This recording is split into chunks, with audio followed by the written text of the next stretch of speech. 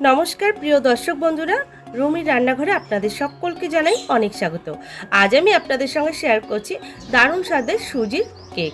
আর এই কেকটি এত সুন্দর টেস্ট হয় আর এত স্পঞ্জি হয়, একবার না বানিয়ে থাকলে অবশ্যই বানিয়ে দেখুন, খেতে কিন্তু দারুণ হয়।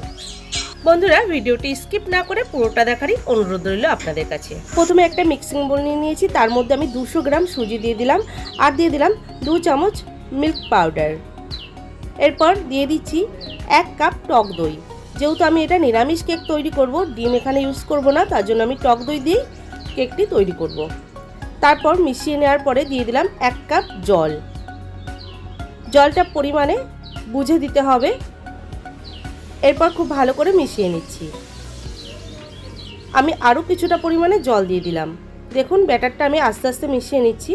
আর ব্যাটারটা কিন্তু ভালোভাবে মিশিয়ে নেওয়ার পরে এখানে আমি দিয়ে দেবো 1 কাপ চিনি।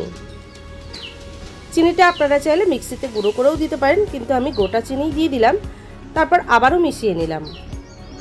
বন্ধুরা, আপনারা এই সুজি কেকটা বাড়িতে তৈরি করে বাচ্চাদের টিফিনেও দিতে পারেন। বাচ্চারা কিন্তু খুব আনন্দ সহকারে এই টিফিনটা খেয়ে নেবে আর কোনো রকম বায়নাই করবে না। তো আমার ভালোভাবে মিক্স করে নেওয়া হয়ে গেছে। এরপর আমি ঢাকা দিয়ে 15 মিনিটের মতো রেস্টে রাখছি।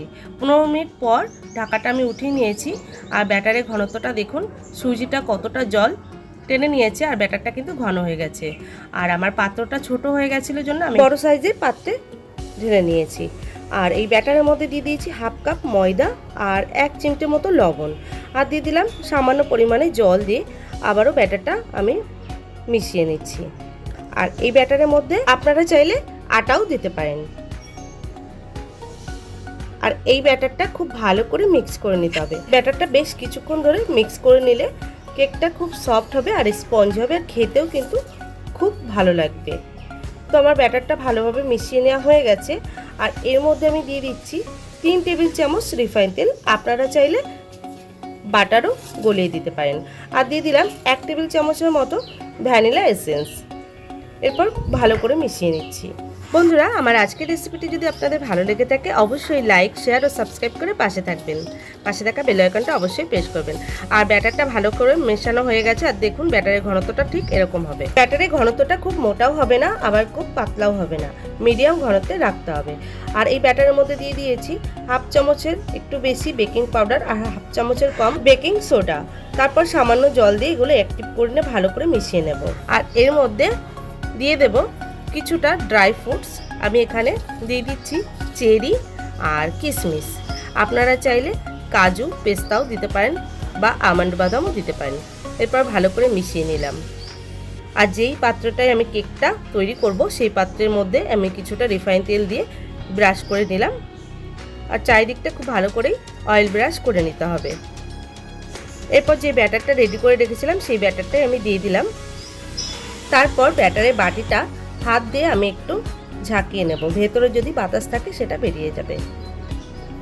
ব্যাটারটা ভালো করে সেট করে নেওয়া হয়ে গেছে। আর আগে থাকতেই কড়াইটা বসিয়ে দিয়েছিলাম গ্যাসে, 10 মিনিটের জন্য প্রিহিট করে নিয়েছি। তারপর একটা স্ট্যান্ড বসিয়ে কেকের ব্যাটারের বাটিটা বসিয়ে দিলাম।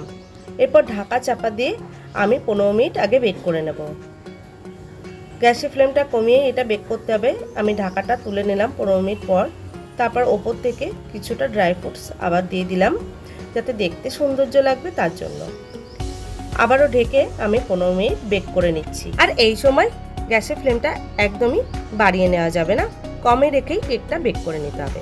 দেখুন, আমি একটা ছুরি দিয়ে কেকটা চেক করে নিচ্ছি। ছুরির গায়ে কিন্তু একদম পরিষ্কার এসছে। আর কেকটা আমার রেডিও হয়ে গেছে। এবার নামিয়ে আমি একটু ঠান্ডা করে নেব। এরপর কেকটা ঠান্ডা করে ছুরি দিয়ে সাইডটা ছাড়িয়ে নিচ্ছি। গরম অবস্থায় কিন্তু কেকটা বের করতে যাবে না, তাহলে কিন্তু কেকটা ভেঙে যাবে। এবার বাটিটা আমি উবড় করে একটু চাপড় দিলেই কিন্তু কেকটা খুব সুন্দরভাবে বেরিয়ে আসবে। আর দেখুন কেকটা কতটা নরম হয়েছে। ডিম ছাড়া যে এত সুন্দর নরম স্পঞ্জি কেক তৈরি হয়, সত্যি বন্ধুরা আপনারা যদি বাড়িতে তৈরি না করেন তাহলে বুঝবেন না। আর এটা খেতে এতটাই সুস্বাদু হয়েছিল যে 1 পিস খেলে কিন্তু পেট ভরবে না আর মনও ভরবে না, আর 1 পিস আপনাদের খেতেই হবে। তো কাটাটা দেখে বুঝতেই পাচ্ছেন কতটা সফট হয়েছে। আর আমি দেখাচ্ছি ভেতরটা কতটা জালিদার হয়েছে। আর এই কেকটা খেতে এতটাই মজার হয়েছিল, একবার অবশ্যই বাড়িতে বানিয়ে দেখবেন। দেখুন বন্ধুরা কতটা সফট হয়েছে আর কতটা জালিদার। দেখছেন?